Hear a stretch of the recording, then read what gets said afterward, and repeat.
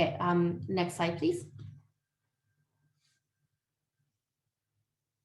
Okay, so our goal today is to provide some tips for potential candidates like you and get you thinking about how you want to approach your campaign. We'll also chat a little bit about what happens if you get elected. So nothing we say today is a secret or the magic solution to winning, unfortunately, but we know that candidates who take time to review the things we're about to say and plan ahead usually have a better experience and come out on the other side feeling positive about their election run. Next slide, please. So agenda, we will start big by first talking about the SU as a whole and what SLC is. Then we'll chat about some things that candidates often forget about when they run and what happens after the election. Next slide, please. Okay, so if you're interested, I will, here are two links about the SU. So one is the annual report and the other is a strategic plan. So if you're interested, please take a look. And so for our mission, we serve to enrich the student experience by providing exceptional programs and services. We represent the voices of undergraduate students through meaningful engagement, consultation, and advocacy. We also support the diverse needs of the university community by embracing inclusivity and accessibility. We are mandated to exist through the Post-Secondary Learning Act. Our job is to be the voice of undergraduate students to all three levels of government and the university administration on a variety of issues. Your faculty representatives also work directly with deans and faculty administration to address issues specific to each faculty. A number of essential services are managed and administered by the SU, like locker rentals, our tax program, yoga in the space, undergraduate research symposium, and many more. We're also a nonprofit organization that runs several businesses that feed profits back to the SU service for students. These include the store, the den, Bound and Copied, conference and events, and our catering services. In addition, we do have the lowest fees of student associations in Canada. Finally, we offer opportunities to get involved outside the classroom, like events, clubs, and volunteering opportunities. Next slide, please. If you run in the election, you are running to be the part of the SLC, formerly known as the Students' Legislative Council. This is a governance and advocacy body of the SU. It is comprised of students who are elected to represent your interests and needs to the government and university. They're called elected officials, or EOs, as we will refer to them today. The SU also has full and part-time staff who work with the SLC to make sure that the operations of the organization continue to run smoothly, while SLC focuses on student representation, advocacy, and strategic direction. There are 24 seats on the SLC, 5 of which are made of the executive. The executives are responsible for overseeing all the work done by the SU and their portfolios, and they also help to determine the direction of advocacy each year. The executive is made up of the president, as well as vice president academic, external, student life, and operations and finance, who oversee issues related to each of those issues. The remaining 19 seats are made up of faculty representatives from undergraduate programs across campus. The numbers of these reps are proportional to faculty size. A large faculty like arts has 4 representatives, whereas a small faculty such as kinesiology or nursing has just 1 rep. They work with the SLC on overall advocacy, but also take on specific projects concerning students in their faculty. At the end of the day, remember that as part of the SLC, you have to look out for all undergrads. It is in your best interest to be professional and courteous now with fellow candidates, because you might be sitting at this table or I guess in the Zoom meeting, and you'll have to learn to work together for the benefit of all students. Next slide, please. The first thing you should keep in mind when deciding to run for an executive position is that being an exec carries something rather significant about it, that this is a full-time job. As an executive, you're part of a team of 5, which will be responsible for the everyday workings of the entire students' union, as well as overseeing the general direction of the SLC and its advocacy efforts. This means that there will be far higher expectations of you and a much higher workload.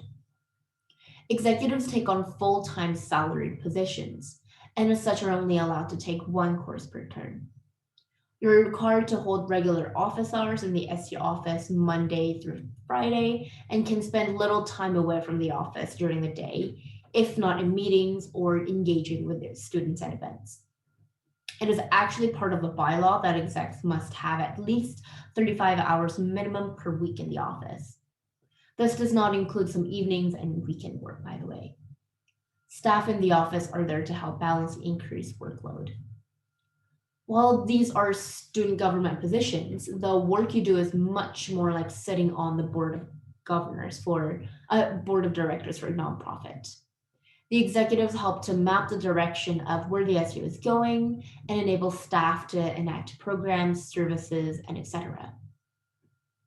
As a faculty representative, you have a minimum requirement in terms of your role. First, you must attend the SLC meetings once a week and bi-weekly in spring and summer. These are Tuesdays at 6:30 p.m. in council chambers, and now with the pandemic, it's on Zoom now. And second, you must also submit a monthly report about your activities, attend General Faculties Council, and sit on your individual faculty council if they have a spot for the SU reps on the council. So these are the base level expectations and responsibilities of your role.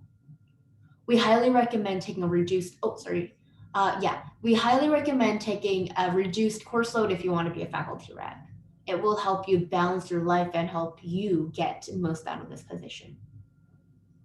If you're someone who takes 5 classes, has labs, does a block week course each semester, and etc., you'll be very overwhelmed and be not able to fulfill all your responsibilities while still taking care of your mental health. Many reps have reported afterwards that they wish they would have had done less, so they could have done been a better rep for the faculties, effectively being a member of SU committees, and had an easier time getting their goals accomplished. Faculty reps are the voice of the faculty within the SU and the voice of students and clubs when it comes to advocacy efforts within the faculty. You help advocate on behalf of all students to administration and staff, as well as professors and instructors. You'll learn that each faculty is different, and you'll get a chance to understand how to best advocate for your constituents as you go through your term.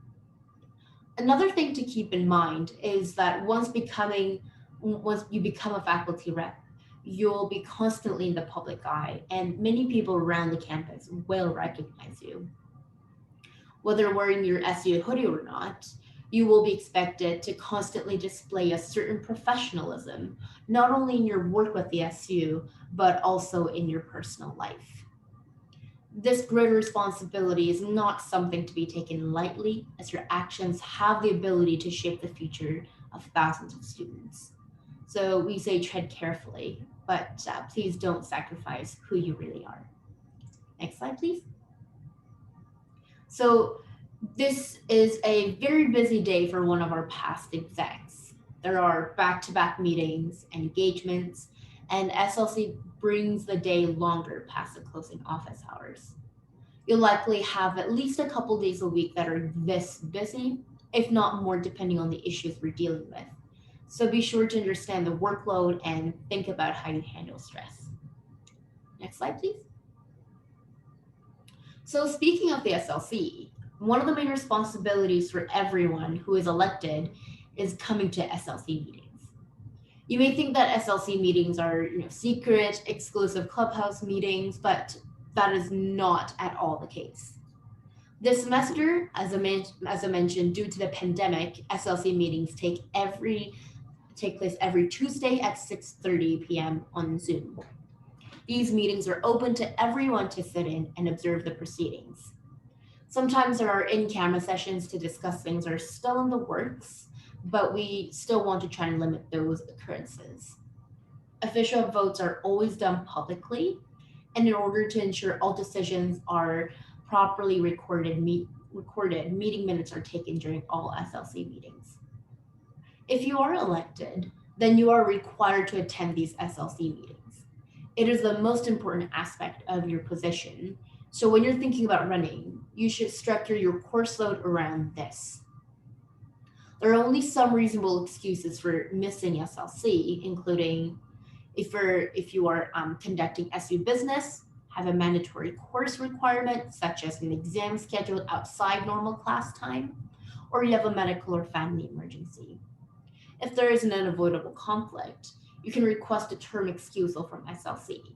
But we strongly recommend avoiding these conflicts as they do affect your ability to fulfill your oath of office that you make when you're elected. The members of SLC discuss, deliberate, and vote on a number of important policies and issues, both internal and external to the SU. This has included decisions on stances like market modifiers and tuition increases, and the approval of puppy rooms.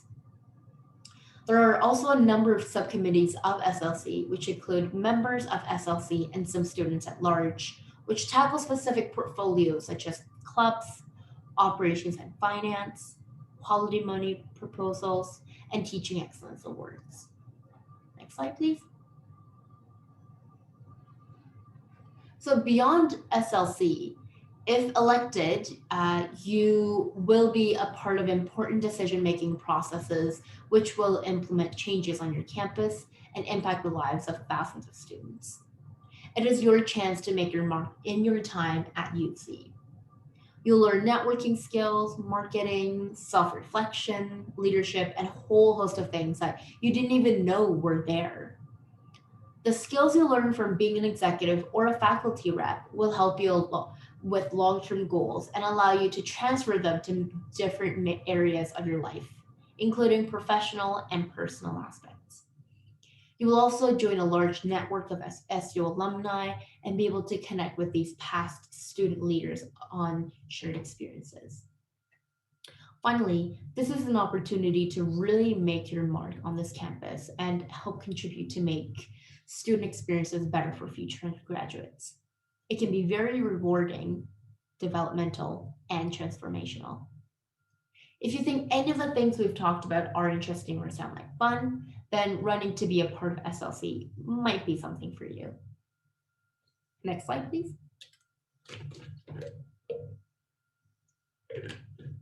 So what do you need in order to be a great elected official?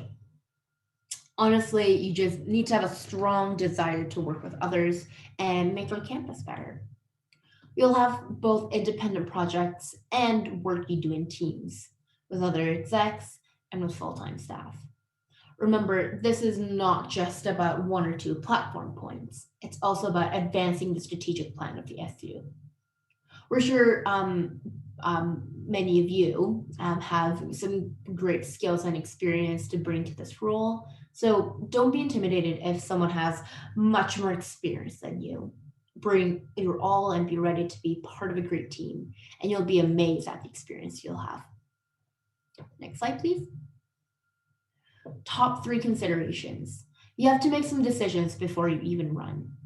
These questions are not meant to scare you, but they're rather just to ensure that you know what to expect if you get elected.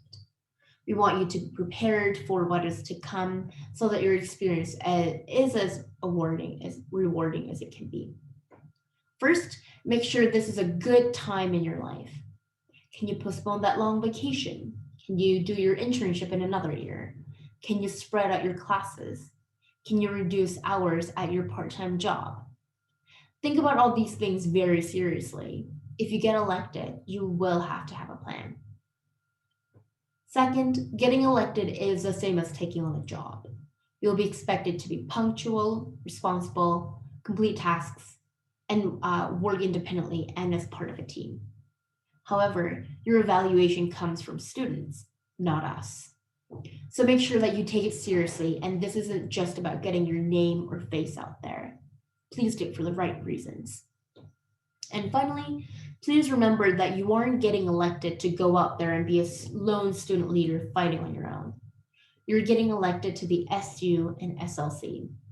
This means you're a representative for students, but you're also becoming a part of an organization that's been around for more than 60 years and hopefully continues for a long time. You're joining a legacy, picking up where the last leaders left off, and where you can make a difference by picking up the standards and also doing innovative things for future students. You're joining a team, so please be prepared to work part as one. Next slide, please. So if you're still interested in running, we're here to support you and guide you along the way. Our goal is to help you have a great experience, whether you win or not. This is our general election where all positions are being contested. All undergraduates can vote for the executives and student at large positions. Only students in individual faculties can vote for the reps. Next slide, please. So first step to becoming a candidate, preparation. If you haven't already, start preparing now. Take a read through the SU bylaws and the nomination package on the SU website. The nomination package is made up of policy and manual. These are the rules which you are expected to follow during elections. So please familiarize yourself with them. You'll sign a document saying you understand the rules. So it's important you take the time to know the documents. It might also be a good idea to talk to someone currently within the SU. It can give you an insight into the role you want to run for and what to expect if you're elected. Current elected official contact information is available on the SU website. Finally, stick around and attend the SLC to see elected officials in action. This will give you an idea of what to expect from the position you want to contest and how it all works. Next slide, please. Next, you need to be able to summarize why you are running. What do you want to prove? What ideas do you have? Why should anyone vote for you? You'll need this information for your platform. It may seem like all this writing and crafting of a platform seems unneeded. You have your ideas, so why not just talk about them off the cuff? But writing a platform is one of the most important parts of the election process. You are required to have a written platform when registered as a candidate. It is also a great chance to clarify your ideas and choose those which you'll focus on. In addition, your platform will be published on the SU website, and it can appear on your campaign social media and website. The Gauntlet is no longer producing a special election supplement, but they will link to the SU website to share election infos, and they do write a lot of election articles. So it's a good idea to make sure they know what you stand for. Note, there is no requirement to conduct an interview with any of the campus tri-media partners. However, they will approach candidates starting after the final all candidates meeting and may publish portions of your platform or quotes from interviews, forums, etc. You must submit maximum 350 word platform for our website. Note that we no longer accept long platforms, just the short ones.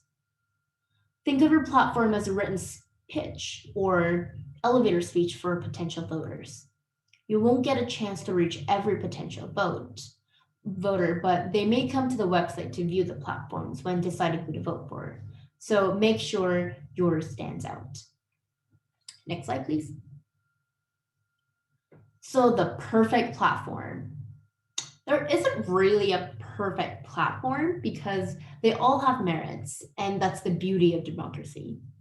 However, a great platform is the way to tell students why you are running and why you want to represent them. It serves as a statement of purpose for why you should be the person they vote for and what you intend to do if you are elected. When you sit down to write your platform, take time to put some serious thought into what you would like to improve on a project or what you'd like to see on campus. It's important to consider what you'd like to change, but be aware of what might already be happening. Power on off. Oh, sorry. Either, sorry, what was I? Oh yeah, either current SU projects and programs or other long ongoing changes. Be relatable and be yourself.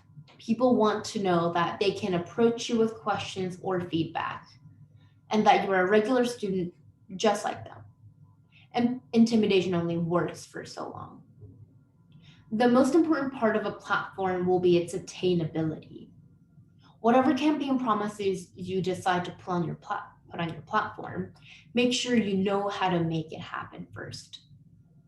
You will also want to consult with students. Talk to friends and classmates about your ideas and get their thoughts on what they might want to see happen. You might have one view, but many students might not share it. So consultation is key. However, you must be aware of rules around pre-campaigning. You should do preliminary consultations within your existing networks and in private. You can also check in with a current or past SU elected official to learn more about their portfolios or what they are up to in their terms. Remember to be professional and courteous in your interactions with them. Book an appointment and respect their time and confidentiality when meeting with them. Next slide, please. So this is a platform for a Joe candidate. We don't do this anymore, by the way. It is actually very well written, and because it contains everything you need in a short format. Please take a look, and we'll give you a couple minutes to do so.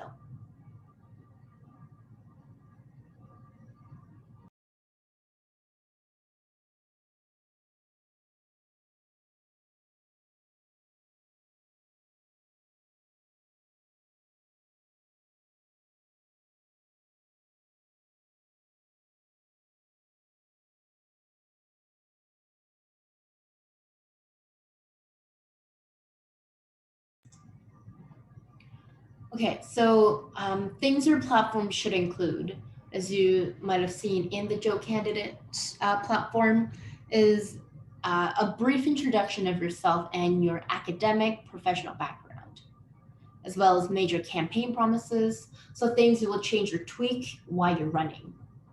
As well, it's recommended that you explain how to achieve your promises so people know that you aren't just making fake promises. Also, the SU will not edit the statement, so please make sure that you edit it. One tip we have is don't have too much formatting because it will get lost. Next slide, please. So submitting your platform, you must submit your platform with your other documents during the nomination days. It must be submitted via email and sent to the CROs, so myself and Peter, the other CRO. It cannot be longer than 350 words. The word limits must be followed.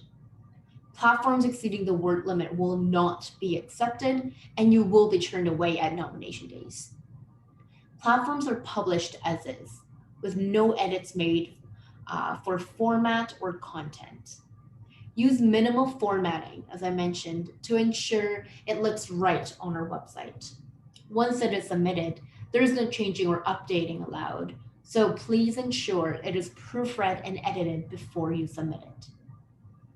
Remember to also get your picture with your platform. It must be a JPG, not pasted into a Word document. A cropped headshot is the best way to go. Next slide, please. Step 3, finalize your team. By the time you get to the all candidates meeting on February 11th or 12th, you should know who is supporting you. A great team includes the candidate, which might be you, the campaign manager, who takes care of things like posters and managing social media. They can also represent you to the SU elections team if you're unable to make meetings or events. A great team also includes dedicated, hardworking, and helpful friends. They can help you with putting up posters, talking to students, and etc. There is no limit to how many volunteers you can have. as long as they're not part of another campaign.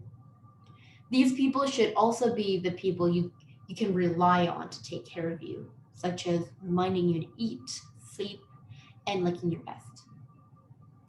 Your campaign team is everyone is all an extension of you and your campaign. They must follow the same rules, and you cannot pay them. Please make sure you meet with these people and make sure everyone is on the same page. Next slide, please. Step 4.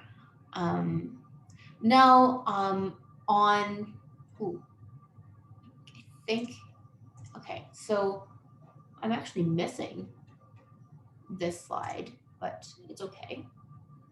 So every candidate needs to fill out a campaign approval form during the designated dates. This accomplishes two things. Firstly, it helps you get organized and make sure you're not overdoing it. And two, it helps us to know what you'll be doing and provide the best possible support. Make sure to check the dates that the forms are accepted. It's only a small window of 4 to 5 days. You'll be able to fill out the form a maximum 2 times, just in case you forget something or make a mistake the first time. It's a good idea to get prepared like you would like to fill out a job or a scholarship application. Please go through the checklist and gather everything so it's a quick and painless process for you. Before you start, make sure you have no more than 10 design files. If files have no big changes between them, only upload once. Do not upload profile pictures as well. All files must be in the right format of JPG or PNG and must be no larger than 300 kilobytes. And please name all your documents and materials. If you're using the same design for your poster and banner, just name it as such and upload one time. Have all your links ready and ensure they are new. For social media links, that means no likes, no followers. Check all the social media guidelines in the nomination package so you know what's allowed. And finally, for classroom visits, you will need confirmed details, so don't include anything that has not been approved by the instructor. If you encounter problems, stop and contact us before sending in the form, because you only get 2 tries. Before reaching out, do some troubleshooting. Check your links, mandatory boxes, size of your files, etc. We suggest using a laptop or a desktop with good internet connection. You'll be asked to acknowledge that you've read everything before you begin, so read carefully. This is where a campaign manager can be very helpful to get you organized and make this process easy. Next slide, please. Now on to the campaign trail. We have 10 tips for you to make your campaign experience the best it can be. First, delegate. Figure out who's going to help you design your posters, write your campaign, help you reach the students online, etc. You can't be everyone at once, so use the people you trust. Number 2, rules. Read the nomination package and make sure you and your team know the rules. If you're uncertain or require clarity, ask us. We're here to clarify and explain the rules if they aren't clear to you. If you believe a rule has been broken that severely impacts the fairness of the election, then you're welcome to submit a complaint. However, please don't waste your time or ours with frivolous or vexatious complaints. Number 3, approachable. It can be tiring during the campaign, but try to maintain your focus as well as your upbeat and positive attitude. Please be yourself and be friendly. Number 4, connecting with students. Be social and know how to sell yourself concisely and effectively. It will leave you more time to campaign to more students. Consider how to write effective posts online to get people to pay attention to the details of your platform, not just your catchy tagline. Number 5, forums. Make sure you take time to prepare if you have a forum for your position. Be on time and follow the instructions given to you. You'll receive these when you come in to drop off your nomination package on Zoom. If you don't have a forum scheduled, attend other forums. They're a great way to network with students and reach more voters. Number 6, expense form. Keep all your receipts and make sure you do not go over your campaign budget. Be prepared to answer questions about your costs and in case it is needed for an audit. Please do not delete or throw anything away for at least 60 days after the election is over. Expense forms are due on March 4th at 4 p.m. via email. Number 7, posters. Remember to follow all the rules about postering, including health regulations now, and take them seriously. Poster patrols will be out and take things down if needed, or ask you to do it if it's not in a spot that's allowed. This year, we'll be providing tape for posters, so please do not purchase or expense tape, as it is not allowed. Number 8, social media. Remember the rules of fair play and act professionally.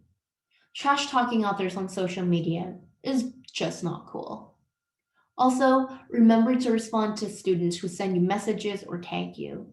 You want to show that you are responsive and paying attention to your voters. Number 9, stay focused. It is easy to get distracted and want to talk down other campaigns and their promises because they go against our goals or beliefs. Remember to be critical of ideas, not people. Don't get so caught up in talking down other campaigns that you actually forget to promote your own. At the end of the day, candidates who have a strong platform and can present it effectively are the ones who will have the best experience both during and after the election. And lastly, have fun. Don't forget that this is an experience, regardless of whether you win or not. Take time to enjoy talking with students and sharing your ideas. Being kind and professional won't kill you.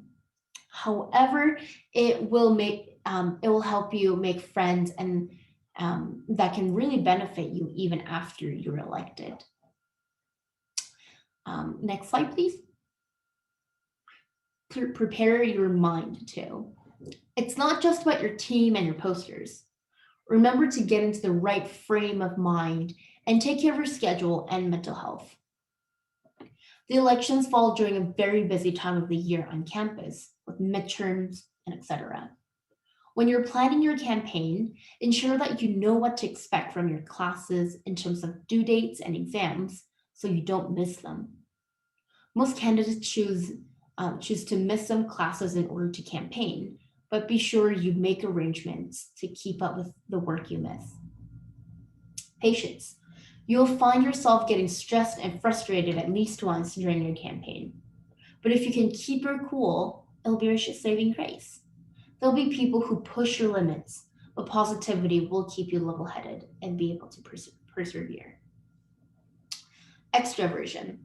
This isn't the same thing as being an extrovert. If you're more introverted, you can still totally run and win an election. However, you will have to draw on your skills of persuasion during campaigning. You'll have to put yourself out there and talk to strangers to garner support. It can be uncomfortable and tiring, but it is possible. In the end, stay true to yourself and make sure you do not overextend yourself. And finally, creativity. If every poster was the same and all ideas were the same, how can you decide who to vote for? This is your chance to show your creativity and seek out new and unique ways to get your message across to students. Next slide, please. 3 common mistakes. First, don't make promises you cannot keep. Second, don't pre-campaign. The campaign period exists for a reason, and declaring intent to get signatures is defined in the nomination package. And third, respect the rules. Please do not break them. Please understand them and make sure everyone on your team does too. Next slide, please.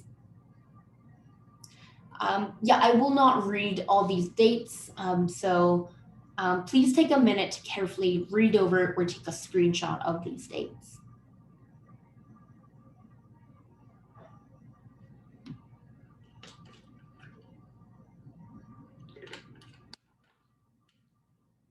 Next slide, please.